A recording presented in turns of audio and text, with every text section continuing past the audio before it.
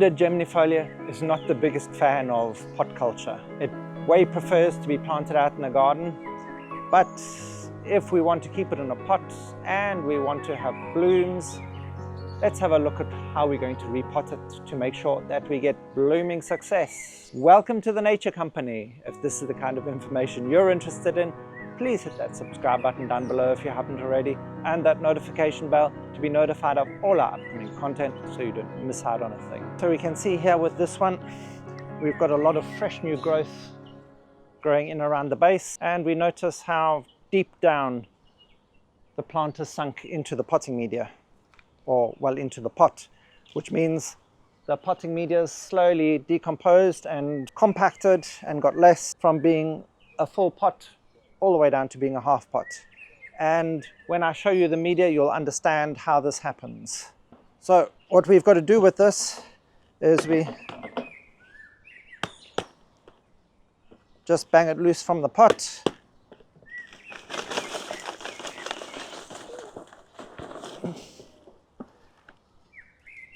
And release it.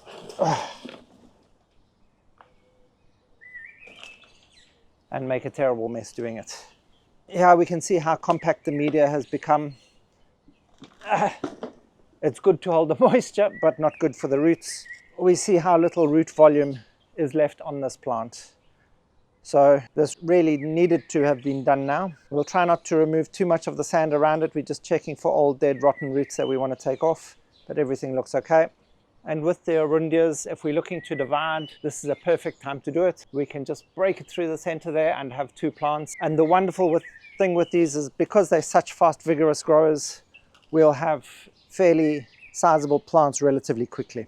And the other way, if we're looking to produce more plants, is we have all these kikis that they produce mostly off some of the older canes, and these can then be used to propagate from. I'll explain to you at the end how we go about that. So let's just get through to potting this first. So our media is going to be leaf mold, a good grade compost, and garden mulch, which is a bark mulch that you generally use around your garden beds to hold moisture in. And the way we're going to be doing this is 1 part of each. So it's 1/3 compost, 1/3 leaf mold, and 1/3 bark mulch.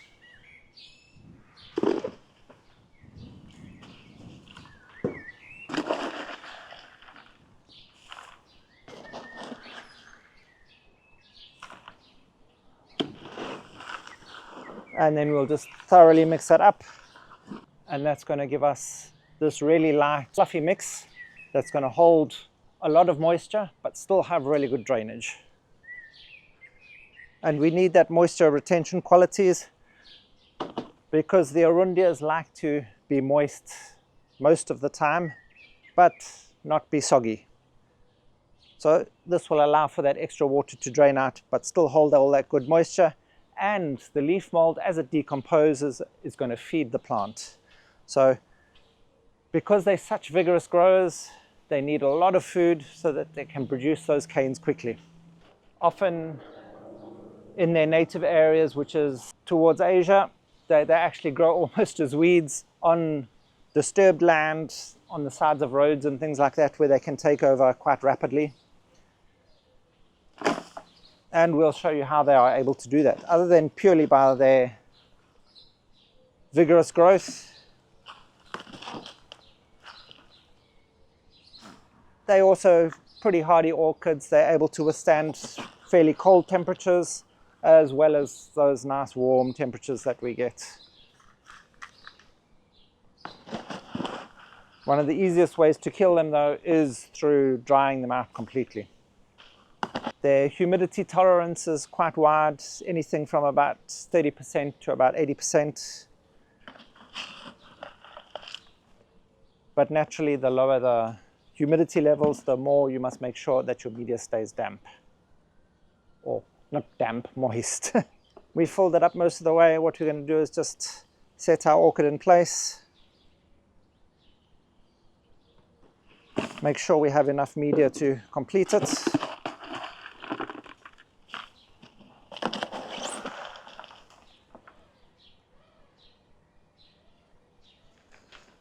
And we're going to be planting this to the same level as it was previously, which means it's right at the top of the pot. We saw there wasn't much root volume to hold this big plant up, so we are going to have to put a few stakes in just to hold it up.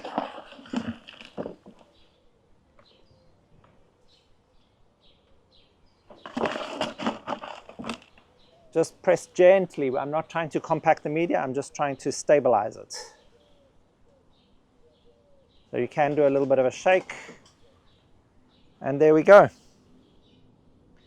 And now from the media you can understand why we landed up with only half a pot of media, is because that leaf mold is going to decompose and your whole plant is slowly going to subside. So you are going to have to repot it relatively frequently, and in doing so, remember, if there is a fair amount of root volume and you do have a lot of your media stuck in around those roots, rather don't take that media away unless it's become really compact. But generally at that point your roots will have rotted off and that will fall away. Try not to disturb the roots terribly much. Now that you've got this nice and repotted, we're going to look at how we're going to propagate from the kikis. So if we didn't want to divide our plant but we want more plants, the kikis is the way to do it. They can actually just be removed, put into a separate container. Depending on your environment, you might want to use one of the small hothouse ideas that we've shown, using plastic bottles or a plastic bag, just to ensure that they don't dry out before they set roots. Another way of doing it is by just taking them off, setting them into the ground around your plant, and generally if your plant's growing well, the kikis should take as well. And then as they've set nicely, then you can just go in and remove those plants with the small plantlets with the set roots and plant them up. Another way of doing it is by layering.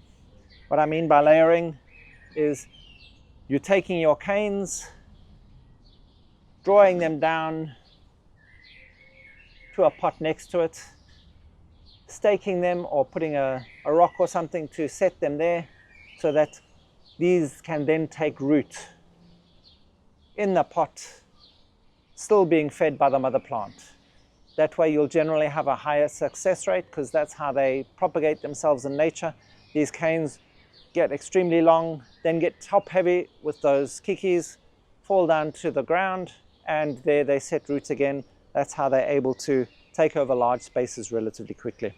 So there's a kiki just fallen off. All we'll do is set it in, not deeply, just at the surface, allowing the other leaves to hold it upright, and wait for that to set roots, and then we can transplant it separately. Now that you've got your plant settled in, we're going to add some well-composted manure.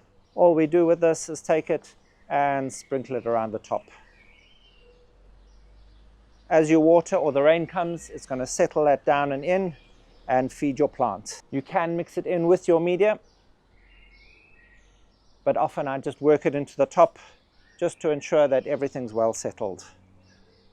Another way of feeding it is using these organic fertilizer pellets. You can just sprinkle those in and around the top. But generally what I do is initially I set it off with the decomposed manure, and then after about a month or so, then I start using my organic fertilizer pellets. Your Arundias are going to be pretty much all year flowers. They're spotty and will pop up blooms at what seems like any point of the year. And it's just as the canes mature, the new flowers happen. And with all that food and TLC, your plant is going to grow like a bomb, and you'll end up with flowers. And as I said, this is the best way to manage your Arundia if you're trying to keep it in pot culture.